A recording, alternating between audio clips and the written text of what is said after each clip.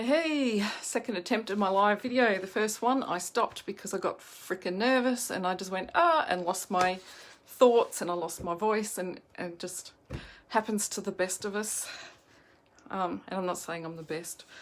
Okay, happy Wealth Wednesday or happy Wednesday. I like to call it both. Today is the day my friends in our business coaching group like to perform an random act of kindness in the form of a financial transaction for a stranger. So that could be anything from paying it forward for coffee, maybe offering to buy the person behind you's lunch in the drive-through. It could be buying someone's groceries. It could be putting a couple of bucks or leaving a couple of dollars in the trolley, which is the one I usually do when I've got no other cash on me to do anything. So and the reason we do this is to help enforce the mindset of the more we have, the more good we can do. And I know I want to do more good in the world, but I need more to be able to do it. So that's what helps with our mindset. And of course, it makes someone feel really good for the day. It's so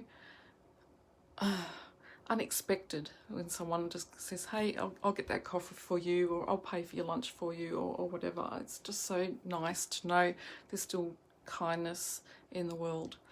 Anyway, my topic for today is signs you're not eating enough to lose weight. Now, when I talk about losing weight, I talk about releasing unhealthy fat, and you need to also remember that losing weight's not always about the number on the scales. It's also about the way you feel, or the way that clothes fit, things like that. There's a lot of other ways to feel good, but essentially I'm talking about that release of unhealthy visceral fat that we'd all like to, that's overhanging our bellies or whatever, that we'd really like to get rid of because it zaps our confidence, and we know it's unhealthy. We don't want that, do we? At least I know I don't. I spent a lot of years with that belly like that and thought that it would just be, all right, I'm over 40 now, this is just the way life is and it's the way it's always going to be. So I resigned myself to the fact, and one day I realised, actually, Jen, you actually do have control over what you want. You just got to get off your fucking ass and do something about it. So that's what I did. Anyway, so signs you're not eating enough to lose weight. When I started my weight loss journey, one of the most favourite things I learnt about it was that I had to actually freaking eat. You have to eat to lose weight. In fact, I had to eat every 3 hours. Like if I went more than 3 hours without having something, it would probably stall my results, because you want to keep your metabolism going and you don't want to trigger the hormonal response that puts you into a sort of a starvation mode and then start you holding on to weight. So it was like, here, you're going to follow this system, and oh, by the way, you have to eat, and if you feel hungry, you're not doing it right. So that's why it worked for me. That's why I loved it so much. I actually got to eat, and I got to have a lot of and I still do. I still use that system now to maintain and manage my weight, and I still get to eat chocolate, and it's like, freaking yay. So anyway, the common causes of under-eating are generally dieting and restricting calories, over-exercising, not adjusting your energy intake to match your exercise, or any combination of the above. So some of the signs that this might be occurring, that you're not eating enough to lose weight, is hunger, constant hunger, like obsession over what your next meal is going to be or when your next snack's going to be.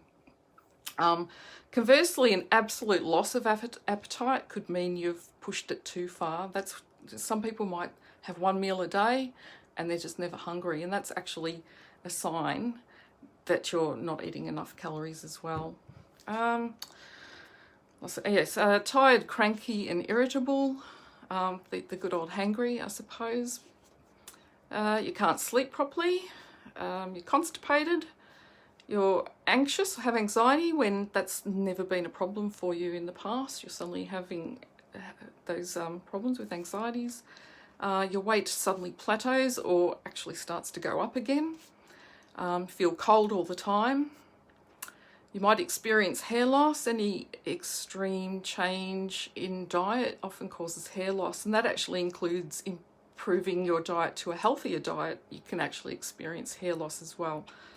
But if you're not eating enough, you can start losing hair. Your body's going to start putting energy into other things, and growing hair is not going to be one of them. A lack of energy and fatigue, poor mental concentration, feeling constantly thirsty, and last but not least, you're unable to get pregnant if you've been trying, or your period actually completely stops. That one's for the women, obviously. So basically, chronic undereating won't help you to lose fat and can actually lead to nutrient deficiencies, which is a worry. And the other thing that might happen is on the scales, you might think you're losing some weight, but if you're under eating, what's actually going to happen is your body's going to stop accessing the fat cells for energy and will start using your muscles instead. So then you get your muscles wasting away, and your body holding onto that fat that you were wanting to get rid of. So there's a few things to consider if you're considering reducing your calories, or you need to find that real good balance where you have a healthy weight loss without putting your health in jeopardy or your body in jeopardy in some way. And if you need any help on working out how to do that, how to go about it, how to calculate it, I'm always happy to share a couple of links with you, or chat about that if you want to send me a message. I'm not a dietitian or a nutritionist, by the way. I just follow a system, and I have a few basic understandings of what I have to do for my own body, and that's also another thing that you have to do, is just play around with stuff till you find what's right and what works for you to achieve your happy balance, I suppose. Anyhow, thanks for watching. Hope that was helpful. Feel free to share it. Feel free to reach out if you want to have a chat, and I'll catch you again later in the week. Have a great rest of the day.